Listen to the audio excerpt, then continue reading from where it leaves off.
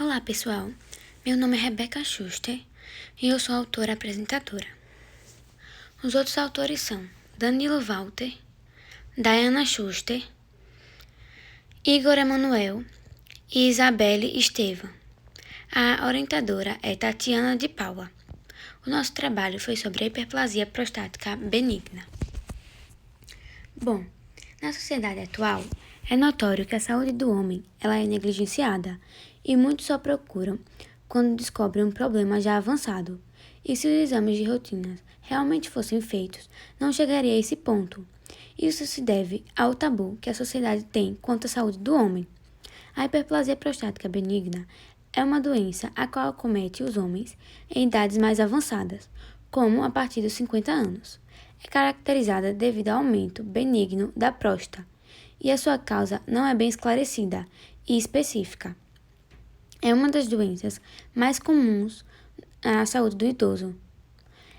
Tanto que, por volta dos 80 anos, cerca de 90% dos homens podem ser acometidos. A próstata é uma glândula que só está presente nos homens e tem importante função na composição do líquido que contém o esperma.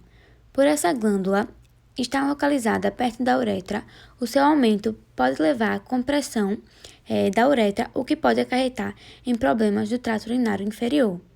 Os sintomas são divididos em obstrutivos, que estão presentes o jato fraco, esforço miccional, jato interrompido, hesitação, gotejamento, incontinência e esvaziamento.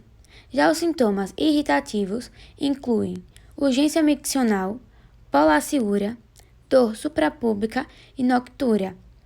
É importante avaliar esses sintomas com a história clínica do paciente, averiguando se o mesmo possui na família história de câncer prostático, disfunção sexual, hematúria, infecções do trato urinário, estenose uretral, como também verificar a evolução desses sintomas.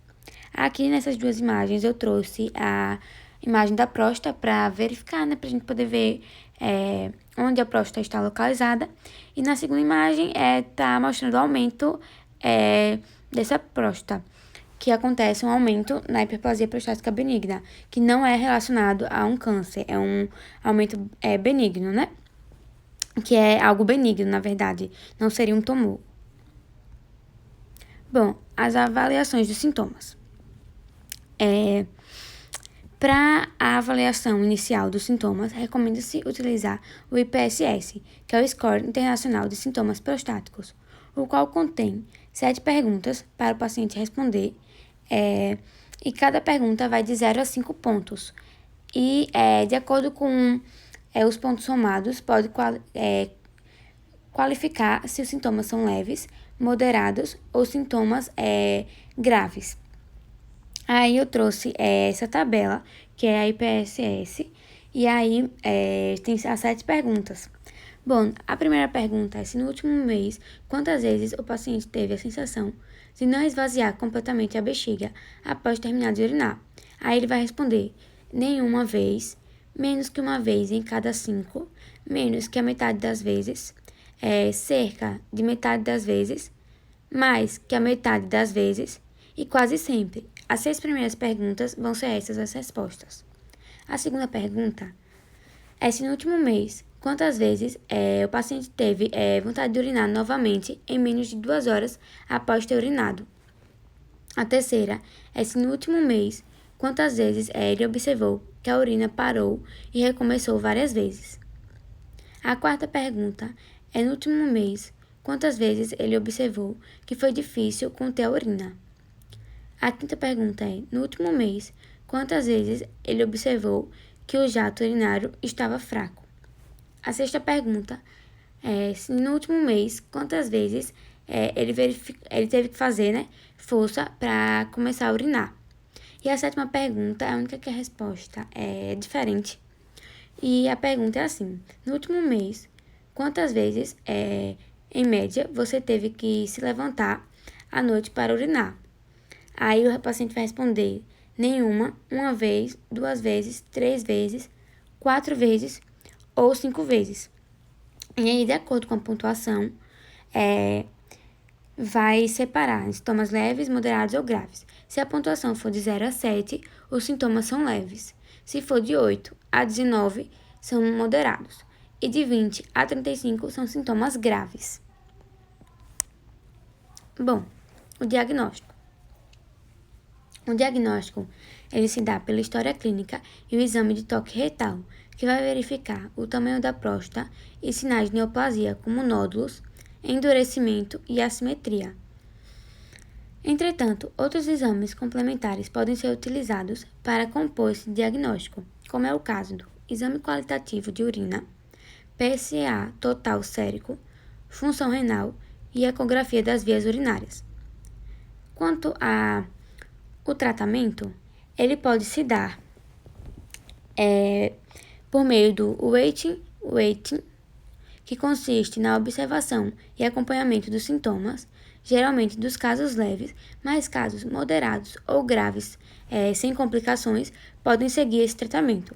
Espera-se que os sintomas estabilizem e também são recomendadas algumas medidas para poder diminuir os mesmos, como redução do consumo de álcool, café, cigarros, fazer exercício para o treinamento vesical, diminuição da ingestão de líquidos à noite. Essas são as medidas. O tratamento ele pode também ser medicamentoso e ele se dá com o uso de alfa-bloqueadores, inibidores de 5-alfa-redutase, fitoterápicos e a terapia combinada. Outra forma de tratamento são as terapias minimamente invasivas, como a termoterapia transuretral com microondas, ablação transuretral com agulha, dilatação uretral com balão, ultrassom focado de alta intensidade, coagulação intersticial com laser e outras técnicas a mais que também podem ser utilizadas.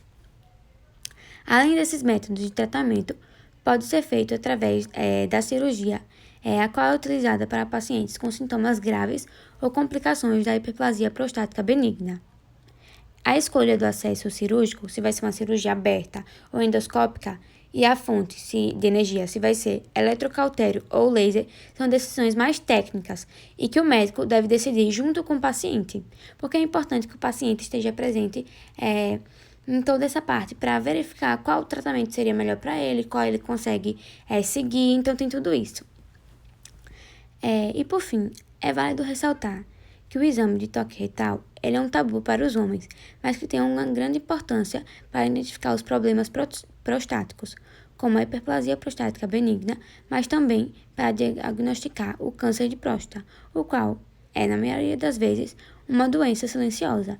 Então, é importante fazer esses exames para poder diagnosticar logo no início esses problemas, ou também, além de diagnosticar, poder fazer com que os sintomas sejam menos agressivos, sejam mais leves e consiga ter um prognóstico melhor, né?